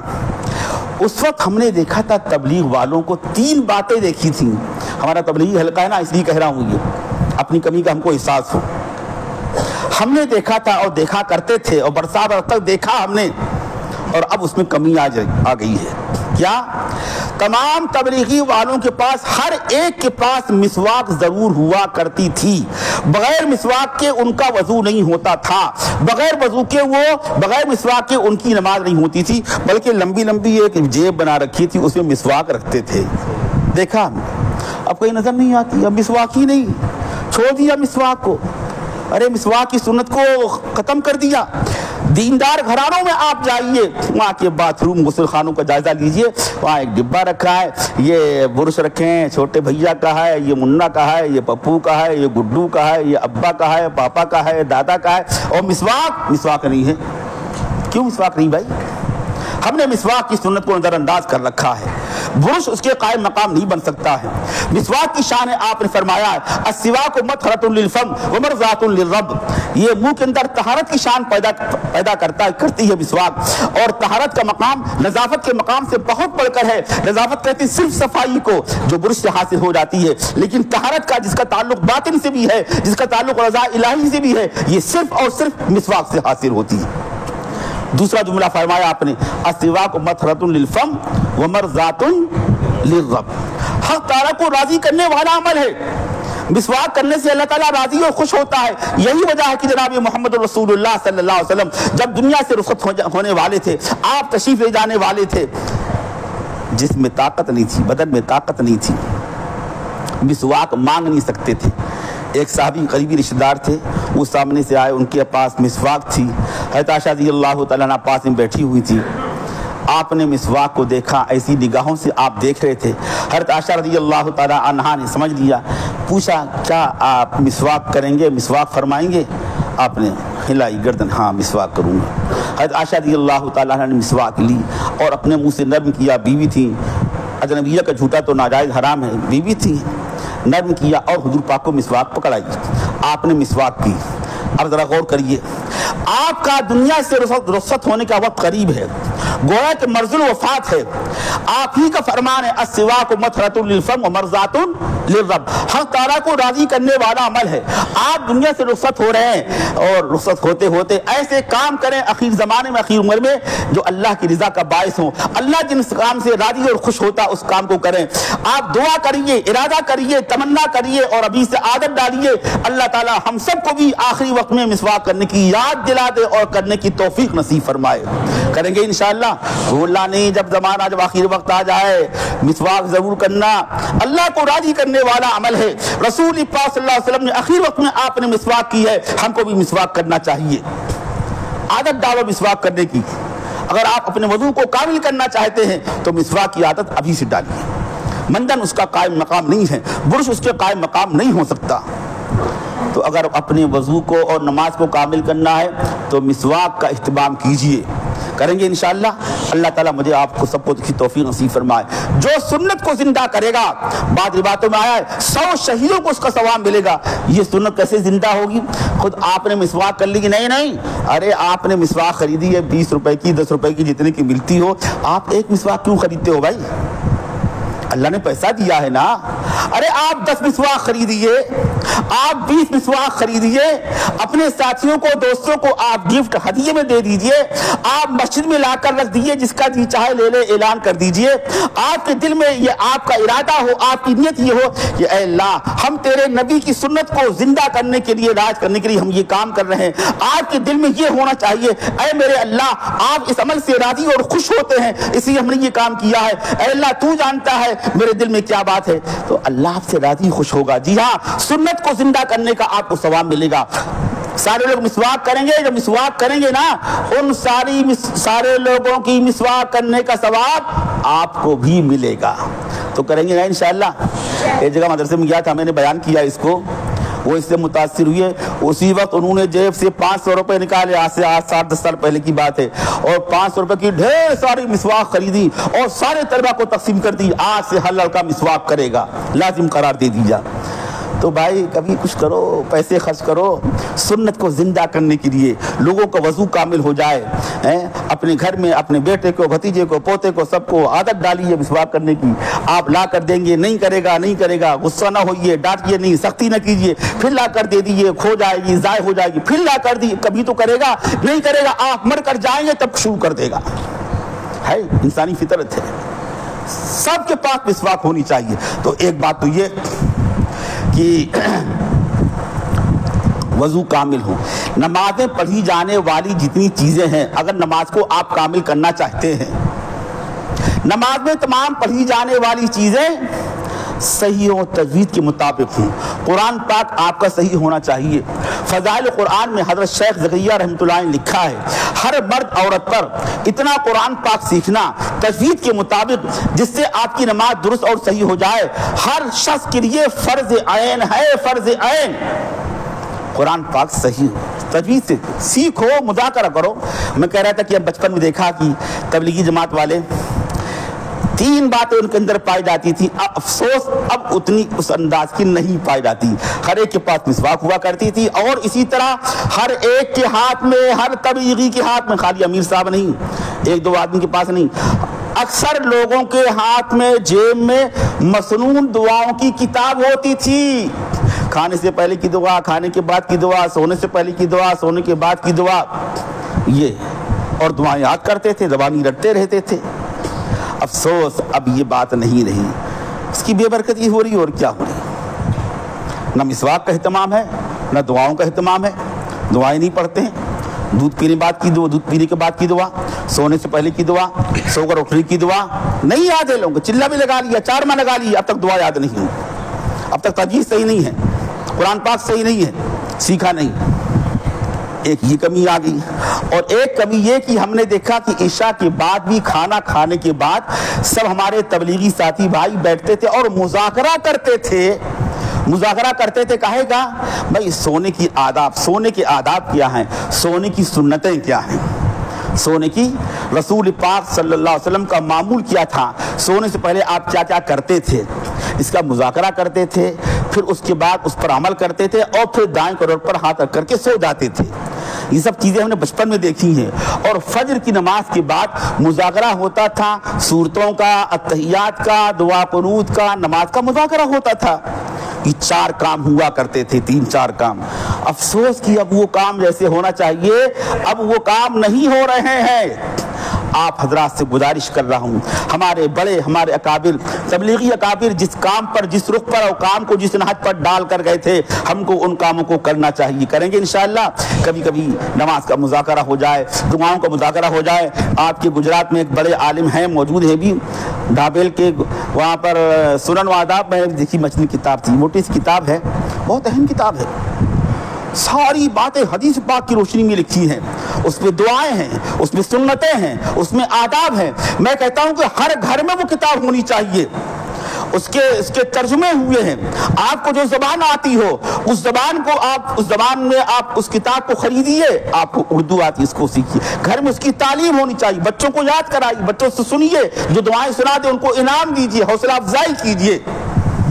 تو بہرحال نماز کو قابل کرنے کے لیے ایک بات یہ بھی ہے کہ پڑھی جانے والی چیزیں ہم اس کو اچھی طرح یاد کریں، تجوید کے مطابق ہوں، قرآن پاک صحیح ہوں. تو 2 باتیں ہوں گی. ایک بات اور یہ، نماز پڑھنے کی حالت میں، نماز پڑھنے کے وقت میں ہماری ہیئت جو ہونی چاہیے، نماز پڑھنے میں ہماری جو حالت اور ہیئت ہونی چاہیے وہ سنت کے مطابق ہونی چاہیے. اس کے بغیر ہماری نماز کامل نہیں ہو سکتی. ہمارے فقہا نے اس کو تفصیل سے بیان کیا ہے. کیا نماز کی 51 سنتیں لکھی نور الازا میں. حضرت مولانا ابرالحق صاحب رحمۃ اللہ علیہ کے ہاں تو لازم تھا ہر ایک کو 51 سنتیں زبانی یاد ہونی چاہیے، سنی جاتی تھی. نہ یاد ہو نہ سنا پائے، کوئی عمل تو ہونا چاہیے. نیت باندھیں گے، ہاتھ قبلے کی طرف ہونی چاہیے، سیدھے ہاتھ ہونے چاہیے. اب جلدی میں اللہ اکبر ایسے ہاتھ کر لیتے ہیں. نیت باندھو، ایسے باندھو، 3 انگلی یہاں پر ہو. رکوع ایسے کریں گے، سجدے میں جائیں گے، پہلے کیا کریں گے؟ پہلے گھٹنے رکھیں گے، پھر ہاتھ رکھیں گے، پھر منہ رکھیں گے. یہ سارے آداب فقہا نے بیان کیے. یہ نماز کی سنتیں ہیں. نماز پڑھنے کی حالت میں ہماری حالت، ہماری ہیئت سنت کے مطابق ہونا چاہیے. اس کے بغیر ہماری نماز کامل نہیں ہوگی. اور اسی میں یہ بات بھی شامل ہے کہ نماز پڑھنے کی حالت میں ایسا بھی نہ ہو کوئی ننگے سر نماز پڑھ رہا ہے، کوئی بنین پہنے نماز پڑھ رہا ہے، کوئی کڑا پہنے ہے، کوئی زنجیر پہنے ہے، کسی کی لنگی اور لباس ٹخنوں سے نیچے ہے. ارے بھائی نماز ناقص ہو جائے گی، نماز نکمی ہو جائے گی. ہم نے مانا فتوے کے لحاظ سے، مسئلے کے لحاظ سے، اگر کوئی ننگے سے نماز پڑھے گا، ٹوپی اتار کر کے نہ پہن کر کے، اگر کوئی شخص آستین، اس کی ڈھکی آستین نہیں پہنے ہیں، بنیان پہنے ہوئے، عورتوں کی نماز تو نہیں ہوگی. مسئلے اور فتوے کے لحاظ سے مردوں کی نماز ہو جائے گی، لیکن سنت کے خلاف ہونے کی وجہ سے نماز ناقص ہوگی، نکمی ہوگی، مکروہ ہوگی، ثواب کم ہو جائے گا. وہ لوگ جاہل ہیں جو بیچارے جانتے نہیں ہیں اور ننگے سر نماز پڑھا کرتے ہیں. سعودی کے پیسے کمانے کے لیے نہ معلوم کون کون سی غلط چیزیں وہاں سے لے آیا کرتے ہیں. اللہ تعالیٰ جزائے خیر دے ہمارے علماء کرام کو. اگر کسی ایک موقع پر کوئی حدیث پاک میں یہ بات آ گئی، ننگے سے نماز پڑھی، ایک کپڑا پہن کر نماز پڑھی، ہاتھ کھلے ہوئے تھے، ارے اس کو سنت تھوڑی کہا جائے گا. سنت نام ہے. حضرت تھانی رحمۃ اللہ علیہ فرماتے ہیں سنت کہتے ہیں جو آپ کی عادت غالبہ ہو، جو آپ کا دائمی معمول ہو، جو آپ کا اکثری معمول، اس کو سنت کہا جائے گا. ہمیشہ کا آپ کا معمول تھا، صحابہ کرام کا معمول تھا، پورے کپڑے پہن کر کے، ہاتھوں کو ڈھانپ کر کے، سر میں ٹوپی لگا کر ہی آپ نماز پڑھا کرتے تھے، آپ بھی اور آپ کے صحابہ کرام بھی. یہ ہم کو نظر نہیں آتا. کبھی ایک بار کر لیا، ایک بار تو کھڑے ہو کر پیشاب کیا آپ نے، کیا اس کو سنت کہا جائے گا کہ کھڑے ہو کر پیشاب کرنا سنت ہے؟ سنت وہ عمل کہلاتا ہے جو دائمی معمول ہو، جو آپ کی عادت غالبہ ہو، جو آپ کا اکثری معمول، اس کو سنت کہا جائے گا.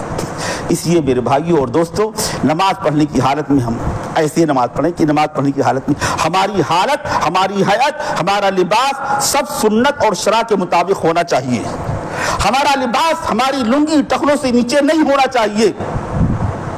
ہمارے مدرسوں میں یہ مرض پایا جاتا ہے، ہم مولیوں میں یہ مرض پایا جاتا ہے، ہمارے شاگردوں میں، ہمارے اور چھوٹے لوگوں میں یہ بات پائی جاتی ہے. تنبیہ نہیں، توجہ نہیں، فکر نہیں، خیال نہیں، روک ٹوک نہیں، تنبہ نہیں ہوتا، تنبیہ نہیں کی جاتی. تو بھائی حدیث پاک میں آئے، ابو داؤد شریف کی روایت ہے، ایک صحابی نے نماز پڑھی، ان کا لباس ٹخنوں سے نیچے تھا. رسول پاک صلی اللہ علیہ وسلم نے دیکھا، اے ادھر آؤ، ادھر آؤ، بلایا آپ نے اور فرمایا آپ نے جاؤ پھر سے وضو کرو اور پھر سے نماز پڑھو. حکم تھا سرکار کا समझे कुछ नहीं, लेकिन हुक्म था, अमल किया, समीना वाताना। फिर जाने लगे, आपने कहा इधर आओ, जाओ फिर से वजू करो, फिर से नमाज पढ़ो। 2 बार आपने कस्दन किया ताकि उधर से तलब हो, सवाल हो, जो औक़ाफ़ नफ्स बात दिल में उतर जाएगी। अब साहबा किराम ने सवाल किया, या रसूलल्लाह, आपने नमाज के इरादे का हुक्म दिया, इसने कौन सी ऐसी गलती कर दी ताकि हम ऐसी गलती न करें? आपने कस्दन ऐसा किया था ताकि उधर से तलब हो, सवाल हो। अब फरमाया आपने, इन्नल्लाह ला यक़बलु सलाता रजुलिन मुस्बिलिन, अल्लाह ताला ऐसे शख्स की नमाज को कबूल नहीं करता है जिसका लिबास टखनों से नीचे हो, चाहे लुंगी हो, चाहे पैजामा हो, चाहे सऊदी वाला अरब का जो लंबा कुर्ता होता है ना, चाहे वो हो। कि सऊदी कुर्ता तो वो ठीक है, दुरुस्त है, हमने देखा, बहुत से सऊदियों को देखा, मिस्र गया था मैं, वहाँ देखा, वो इमाम साहब ने नमाज पढ़ाई और वो झाड़ू देते हुए चल रहे थे, उनका पैजामा, उनका सऊदी वाला कुर्ता कहाँ से नीचे था, इतना लंबा जमीन से रगड़ रहा था, मैं कुछ नहीं किया। लोग आए सलाम मुस्तफा कर रहे थे। असल चीज सुन्नत है, सुन्नत हदीस, कुरान और हदीस है, अमल किसी का हुज्जत नहीं, कोई कितने ही मुकद्दस मकाम का हो। असल चीज सुन्नत है, हुजूर पाक का अमल है, कुरान है, हदीस है, इसको देखा जाएगा। तो इसलिए कह रहा हूँ भाई, नमाज पढ़ने की हालत में आपकी हालत, आपकी हैअत सुन्नत के मुताबिक होना चाहिए, तो आपकी नमाज कामिल होगी। पढ़ी जाने वाली चीज़ें सुन्नत के मुताबिक हो, और इसके साथ साथ आपकी हालत, हैअत सुन्नत के मुताबिक हो, जंजीर न पहने हो, कड़े न पहने हो, नंगे सर न हो, हाथ खुला हुआ ना हो, कोली खुली हुई ना हो, मिसवाक का एहतमाम हो। आखिरी बात, तीसरी बात, जिसके बगैर आपकी नमाज कामिल नहीं हो सकती, क्या है? हदीस पाक में है, मुक़बिलन इलल्लाह ताला, अल्लाह की तरफ पूरे तौर पर मुतवज्जे रहो। नमाज पढ़ने की हालत में तरह तरह के ख्यालात ना आए तुम्हारी नमाज में। तुम्हारी नमाज जामे और कामिल उसी वक्त होगी कब? जबकि तुम हदीसुन नफ्स के शिकार नहीं होगे। अपने दिल से बातें कर रहे हो, दुनिया में तरह तरह के ख्यालात। अब यहाँ पर 2 बातें हैं, इख्तियारी और गैर इख्तियारी। ला युकल्लिफुल्लाहु नफ्सन इल्ला वुसअहा। अपने इख्तियार से तरह तरह के ख्यालात न लाओ। गैर इख्तियारी तौर पर जो ख्यालात आ जाएं, ख्यालात का आना और चीज़ है, ख्यालात का लाना और चीज़ है, और ख्यालात आने के बाद उसको बाकी रखना ये भी इख्तियारी अमल है। गैर इख्तियारी तौर पर जो ख्यालात और वसाविस आ जाएं, वो नमाज के खुशू के मुनाफी नहीं है, इससे आपकी नमाज मकरूह नहीं होगी, नाक़िस नहीं होगी। जो अपने इरादे से इख्तियार लाओगे, या जो ख्याल आ गया उसको बाकी रखोगे, उसमें गौर खोज करोगे, इससे हमारी नमाज नाक़िस और निकम्मी हो जाएगी। तो ये 3 शर्तें हैं कि नमाज में पढ़ी जाने वाली चीज़ें आपको सही याद हों, वज़ू आपका सुन्नत के मुताबिक हो, अज़ान आपकी सुन्नत के मुताबिक हो। मस्जिद के मुतवल्लियों की जिम्मेदारी है कि ऐसे मुसल्ली, ऐसे इमाम का, ऐसे मुअज़्ज़िन का इंतखाब करें जिसकी नमाज सही हो, जिसकी नमाज दुरुस्त हो। तरावीह पढ़ाने वाले ऐसे हाफिज़ का इंतखाब करो जो ठीक ठाक हो, दाढ़ी सही हो, पैजामा टखनों से नीचे ना हो, उसकी नमाज नाक़िस निकम्मी होगी, सबकी नमाज ख़राब होगी। और तीसरी बात क्या है? मुक़बिलन इलल्लाह ताला, कि अल्लाह की तरफ मुतवज्जे हूँ। 9:15 हो गया है, 9:20 पर अदान, 9:40 पर है ना जमात, 8:40 पर अदान, 9 बजे नमाज। भैया बताना चाहिए, आपको टोकना चाहिए। अरे भाई मैं समझा 9:40 पर जमात है, बाबा खड़ी देख रहा हूँ। अब ये 5 मिनट और बाकी हैं, बड़ा खुश था कि ये 5 मिनट में एक बात और कह दूंगा। हमारे मोहतरम शायर साहब ने जो कहा, फ़िलिस्तीन, एक बात अर्ज़ कर दूँ, मैं 2 शेर ऐसे पढ़ें, हुनर को आजमाने का मौका दे दे, माँ जाए वहाँ भी जाकर हम भी अपने हुनर दिखलाएं, वहाँ की शहादत नसीब कर दे, वहाँ की तदफीन, वहाँ का हमको वहाँ का दफन होना यही है। रसूल पाक सल्लल्लाहु अलैहि वसल्लम का फरमान है, मुस्लिम शरीफ की रिवायत है, ला ततमन्नौ लिक़ा अल अदुव्वी, दुश्मन से लिक़ा की, दुश्मन से मुलाकात की तमन्ना न करो, लेकिन अगर मौका आ जाए तो सब्र का, इस्तिकामत का सबूत देना, चाहे इंडिया हो चाहे फिलिस्तीन कोई भी हो, तमन्ना मत करो, दुआ करो आफियत की, सलामती की। एक बात बस, अब तो 2 मिनट बाद ख़त्म कर रहा हूँ भाई, मुझे बहुत गलतफहमी होगी, आप लोगों से मैं माफ़ी का माजरत ख्वाह हूँ कि देर हो गई। मैं समझा कि भाई 9:40 पर नमाज है, 1 घंटे का फ़र्क हो गया, मैं गलत समझा। आप हज़रात में लोग बैठे होंगे भाई, मैं माजरत ख्वाह हूँ, गलतफहमी होगी मुझे। मैं ये अर्ज़ कर रहा हूँ कि भाई फ़िलिस्तीन के जैसे हालात आपको मालूम है, आप तमन्ना कर रहे हैं। अभी एक शेर पढ़ा था, मेरा जी चाह रहा था कि दोबारा पढ़ देते, वहाँ का आबदाना नसीब हो जाए, पढ़ा था ना भाई शायर साहब, आबदाना वहाँ का नसीब हो जाए।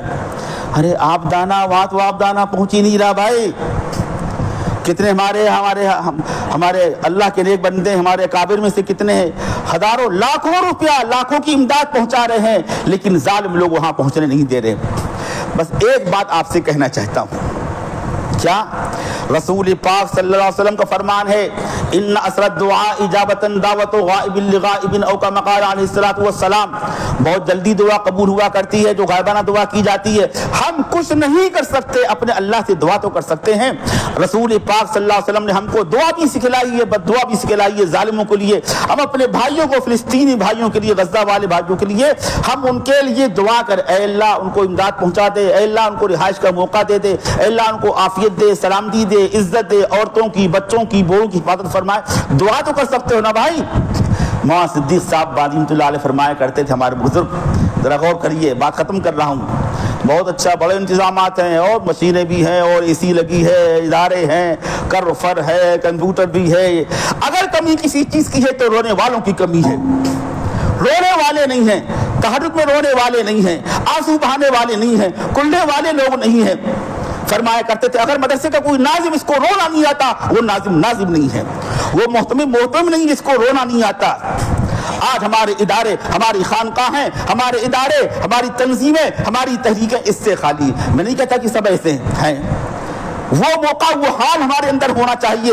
رسول پاک صلی اللہ علیہ وسلم کا جو حال تھا غزوہ بدر کے اندر، آپ نے دعا فرمائی تھی اللہم ان تہلک ھذہ العصابہ لا تعبد فی الارض، اے اللہ اگر یہ مٹھی بھر جماعت ہلاک ہو جائے گی، اس روز زمین پر کوئی تیری عبادت کرنے والا نہیں ہوگا۔ ہم بھی دعا کریں، رو رو کر دعائیں کرو، اے اللہ یہ مدارس کو ختم کرنے کی، مساجد کو مسمار کرنے کی، ڈھانے کی، بلڈوزر چلانے کی اللہ کوششیں ہو رہی ہیں، سازشیں ہو رہی ہیں، رو رو کر دعائیں کرائیں۔ انفراداً زیادہ، اجتماعاً کبھی کبھی ہو، انشاءاللہ کچھ نہیں ہوا۔ ہم دعائیں کریں نا، افسوس کہ ہم دعا نہیں کرتے۔ رونے والوں کی کمی ہے، آنسو بہانے والوں کی کمی ہے۔ کبھی تو کوئی موقع آ جائے کمرے میں، گھر میں کوئی نہ ہو، ہم ہو، میرا اللہ ہو، ہم اللہ سے دعا کرنے والے ہوں، اے اللہ فلسطین والوں کی مدد فرمائیے، اے اللہ رحمت کو نازل فرمائیے، مدد کو نازل فرمائیے، اے میرے اللہ آپ کا وعدہ ہے وَكَانَ حَقًّا عَلَيْنَا نَصْرُ الْمُؤْمِنِينَ کہ ہم مومنین کی مدد کیا کرتے۔ اے اللہ بہت ہو چکا، مدد کو، رحمت کو نازل فرما دیجیے۔ اے اللہ طرح طرح کے یہ قوانین، مسلم اوقاف، مسلم پرسنل لا، یہ اللہ سب دشمنان اسلام کی نگاہیں در لگی ہوئی ہیں، تو ضرورت اس کی یہ دعائیں کرنے والے۔ اے اللہ ہمارے مساجد کی، مدارس کی، شہر اسلام کی، ہمارے اذانوں کی، ہمارے قربانیوں کی، ہمارے حلال غذاؤں کی اللہ سب کی حفاظت فرمائے۔ تو کریں گے بھائی دعا، اور اسی طرح اہل فلسطین کی دعا کریں، اور دعا بد دعا بھی کرو۔ حضور پاک صلی اللہ علیہ وسلم بد دعا بھی کیا، اسے موقع نہیں رہا، اب اشارہ کرتا۔ 70 صحابہ شہید کر دیے گئے، بھیج دی ہم کو یا رسول اللہ، بھیج دی قرآن سکھائیں، دین سکھائیں، اور جا کر سب کو مار ڈالا جان سے، نعوذ باللہ، سب کو شہید کر دیا۔ رسول پاک صلی اللہ علیہ وسلم نے قنوت نازلہ پڑھی، بددعا سکھلائی، امت میں سے حالات آنا تھے، اسی اللہ تعالیٰ نے یہ نمونہ بھی سامنے دکھلا دیا امت کو۔ آپ نے بددعا فرمائی ہے اللہم اہلکہم کما اہلکت قوم عاد و ثمود، اللہم خالف بین کلمتہم، اللہم زلزل اقدامہم، شتت شملہم، مزق جمعہم، نکس اعلامہم۔ یہ بددعا سکھلائی آپ نے، اے اللہ انہیں پھوٹ ڈال دے آپس میں، ان کے جو بڑے سرغنہ ان کو ذلیل کر دے، رسوا کر دے، اے اللہ ان کو ہلاک کر دے، دمرہم تدمیرا، ان کو تہز نہز کر دے۔ اللہم خذہم اخذ عزیز مقتدر، ان کو اپنی گرفت میں لے لے۔ اللہم انا نجعلک فی نحورہم ونعوذ بک من شرورہم۔ ہم یہاں پر بیٹھے بیٹھے مسجد کونے میں بند کمرے میں اگر گھر میں دعائیں کریں گے، ہماری یہ دعائیں رنگ لائیں گی، انقلاب برپا ہوگا، اللہ کی رحمت نازل ہوگی، فلسطین میں، غزہ میں مدد نازل ہوگی، اللہ تعالیٰ مدد کرے گا، ہمارے ان بھائیوں کو مدد کرے گا۔ ہم دعا کرنے والے بنے نا، کچھ نہیں کر سکتے، دعا تو کر سکتے ہیں، دعائیں بھی کرو، بد دعائیں بھی کرو۔ اللہم اہلک الکفرۃ والمشرکین والیہود والنصارى واسرائیل۔ جب مشرکین کہو تو ہمارے ملک میں جو مشرکین کی، کفار مشرکین کی جو سیاسی طاقتیں ہیں اور حکومت کی باغ ڈور جن کے ہاتھے میں، آپ سب جانتے ہیں، آپ دل میں ارادہ کرو، اکیلے میں ہو تو نام لے لو اللہ تعالیٰ سے۔ رسول پاک صلی اللہ علیہ وسلم نے بعض کفار مشرکین کے نام لے لے کر ان کے لیے بد دعائیں کی ہیں۔ اصل چیز یہ ہے، ہمارے دو آنسو، ہمارا رو کر گرگا کر دعا کرنا، یہ انقلاب پیدا کرے گا، اللہ کی رحمت کو، نصرت کو نازل کرے گا۔ ہم یہ ان دعاؤں کو مانگے اللہ تعالیٰ سے تو کریں گے بھائی انشاءاللہ، آپ کی دعائیں لگ لائیں گی۔ ہم بوڑھے ہیں، کچھ نہیں کر سکتے، ہمارے قدم نہیں اٹھتے نہیں چلتے، لیکن زبان تو چلتی ہے، آنکھوں سے آنسو تو بہا سکتے ہیں، تو بھائی دعائیں کرو۔ ہمارے ملک کا مسئلہ ہے، مدارس کا مسئلہ ہے، مساجد کا مسئلہ ہے، مسلم اوقاف کا مسئلہ ہے، یہ وقف ترمیمی بل یہ زیر غور ہے، قانون پیش کیا جا چکا ہے، پاس ہو چکا ہے، ہماری دعائیں سب کچھ کہس نحس کر سکتی ہیں، تو دعائیں کرے، دعاؤں بڑی طاقت ہے، بڑی جان ہے۔ غزوہ بدر میں رسول پاک صلی اللہ علیہ وسلم نے دعا کی تھی، وہ دعا آپ کی رنگ لائی، آپ اکیلے تھے، سجدے میں پڑ کر دعا کی، اکیلے دعا کر رہے تھے، صدیق اکبر کو ترس آیا، چادر آپ کا نیچے گر گیا، آپ نے چادر اڑایا اور کہا کہ اے اللہ، یا رسول اللہ بس کیجئے، اللہ نے آپ کی مناجات کو، آپ کی دعا کو قبول کر لیا، آپ کی دعا قبول ہو گئی۔ ضرورت اس کی ہے، کچھ اللہ کے بندے دعا کرنے والے ہوں، بوڑھے دعا کرنے والے ہوں، جوان دعا کرنے والے ہوں، بند کمرے کے اندر، مکان کے اندر دعا کرنے والے ہوں، مسجد کونے میں دعا کرنے والے ہوں، دعائیں رنگ لائیں گی نا۔ ان باتوں سے بچائیں اپنے آپ کو جن کی بنا پر دعائیں رد کر دی جاتی ہیں، ہماری غذا حلال ہو، قطع رحمی میں مبتلا نہ ہو۔ بس اب بات بہت زیادہ ہوگی، میں معذرت خواہ ہوں کہ مجھے غلط فہمی ہوگی، میں سمجھا کہ 9:40 پر جماعت ہے، 9:40 پر سمجھا، بہت بڑی غلط فہمی ہوگی، آپ حضرات میں جس کو تکلیف پہنچی ہو، میں معذرت خواہ ہوں۔ آپ لوگ میرے لیے دعا کریے، میں آپ سب کے لیے دعا کرتا ہوں، اللہ تعالی ہماری اس مجلس کو قبول فرمائے اور اس کے مطابق ہم سب کو عمل کرنے کی توفیق نصیب فرمائے۔ وآخر دعوانا الحمدللہ رب العالمین۔ مختصر دعا کر لیے 1-2 منٹ کی۔ اللهم صل على سيدنا مولانا محمد وعلى آله وصحبه وبارك وسلم. اللهم إنا نسألك من خير ما سألك نبيك وعبدك محمد صلى الله عليه وسلم ونعوذ بك من شر ما استعاذ من نبيك وعبدك محمد صلى الله عليه وسلم. الہ العالمین خیر کی جو بھی باتیں یہاں پر کہی گئی، اس میں جو غلطی کوتاہی ہو معاف فرما دیجیے، یا اللہ اس کو قبول فرما لیے، یا اللہ اس ملک میں خاص طور سے امن و امان قائم فرما، مسلمانوں کے جان مال ایمان عزت آبرو، ان کے عورتوں مردوں بچوں بوڑھوں کی اللہ سب کی حفاظت فرما، مسلمانوں کے دکانوں کی ملازمتوں کی کاروبار کی فیکٹریوں کی کمپنیوں کی اللہ ہر چیز کی حفاظت فرما دیے، اسلام کا غلبہ نصیب فرما دیے، اللہ ہمارے مدارس کی مساجد کی شہر اسلام کی مسلم اوقاف کی مسلم پرسنل اللہ کی اللہ حفاظت فرما دیے، ہماری حلال غذاؤں کی ہمارے اداروں کی قربانیوں کی اللہ حفاظت فرما دیجئے۔